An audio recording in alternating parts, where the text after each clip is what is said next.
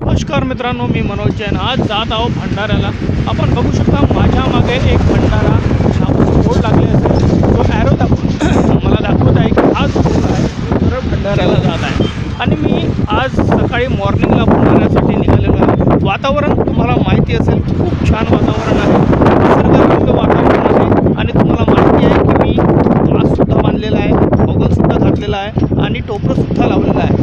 भयंकर थंडी आज या दिवशी तुम्हाला जाणवत असेल, भयंकर थंडी आहे या रोडवर।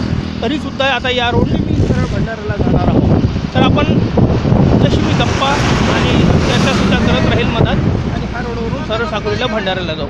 आपण बघू शकता हा अरविंद नायगावकर, माझ्या मोठा वडिलाचा मुलगा, हा सुद्धा आम्ही इथे चहा प्यायसाठी थांबलेलो आहोत। चहा पिल्यानंतर या रोडवरून सरळ आम्ही भंडाऱ्याला निघणार आहोत। तर माझ्यासोबत तुम्ही रहा, मी तुम्हाला पूर्ण भंडारापर्यंत काही ना काही माहिती देणार आहोत।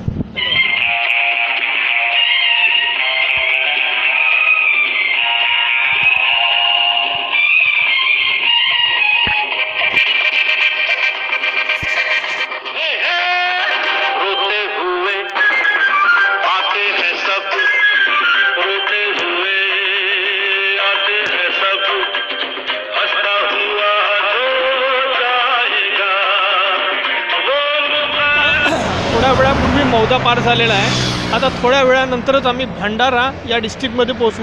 भंडाऱ्यावरून समोर आम्हाला साकोलीला जायचं आहे। साकोलीमध्ये गेल्यानंतर तिथे आम्हाला ग्रामपंचायतमध्ये जायचं आहे। ग्रामपंचायतमध्ये काम आटोपल्यानंतर याच मार्गाने मित्रांनो परत यायचं आहे। तर आता आम्ही मौदा आणि भंडारा याच्यामध्ये जो हायवे आहे त्या हायवेच्या मधात इथे थांबलेलो आहोत। आता चहा पिण्यासाठी आम्ही थांबलेलो होतो, परंतु इथे कुठल्याही प्रकारची टपरी नसल्यामुळे इथे चहा पिऊ शकत नाही, म्हणून चला 2 मिनटं रेस्ट घ्यावी म्हणून इथे थांबलेलो आहोत। आता याच रोडनं सरळ आम्ही साकोलीला जाऊ। पहिले भंडारा डिस्ट्रिक्ट क्रॉस करू, त्याच्यानंतर आम्ही साकोलीला पोहोचू। चला तर मित्रांनो चलूया आपण भंडारा येथे चहा पिण्यासाठी थांबलेलो आहोत। तर इथे गरम गरम पकोडेसुद्धा आता इथे थांबलेले आहेत। इथून साकोली 30 किलोमीटर या अंतरावर आहे। आता चहा पिल्यानंतर आता पकोडा खाऊन झालेला आहे। आता चहा पिल्यानंतर सरळ भंडाराच्या मार्गाद्वारे आम्ही साकोलीला पोहोचू। साकोलीनंतर सिंधुवाफा येथे जायचं आहे आम्हाला। आपण बघू शकता मित्रांनो खूप छान पकोडे इथे गरमागरम आम्हाला खायला मिळालेले आहेत।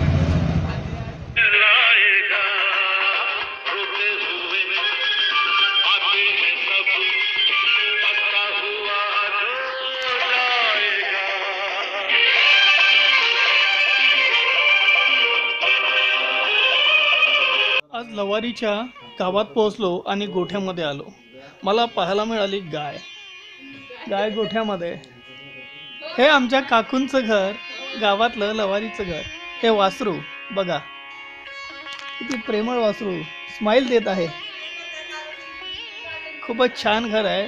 तुम्हाला याचा फ्रंट साईड सुद्धा मी दाखवणार आहे आणि आतमध्ये सुद्धा घेऊन जाणार आहोत दिवाकर काका यांचं। हे बघू शकता मित्रांनो किती मोठं घर गावामध्ये तुम्हाला पाहायला मिळत असेल। हे लवारी येथे हे घर आहे। आपण बघू शकता आतमधली सुंदरता सुद्धा आपल्याला इथे बघायला मिळत असेल।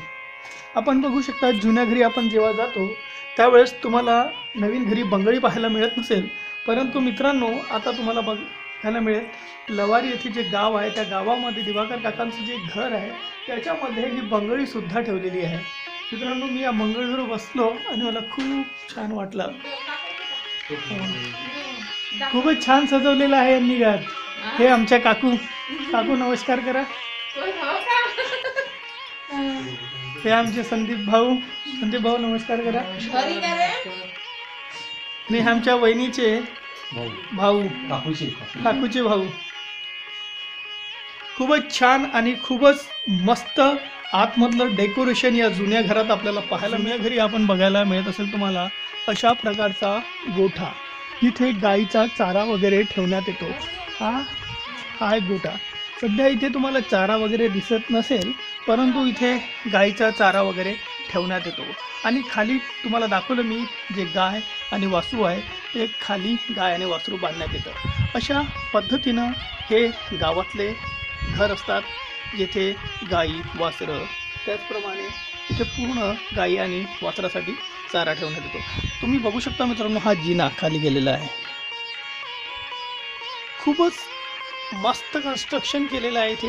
जुन्या घराचं कन्स्ट्रक्शन पाहताना आपल्याला खूपच मजा येत आहे आणि मला सुद्धा तुम्हाला हे दाखवताना खूप मजा येत आहे.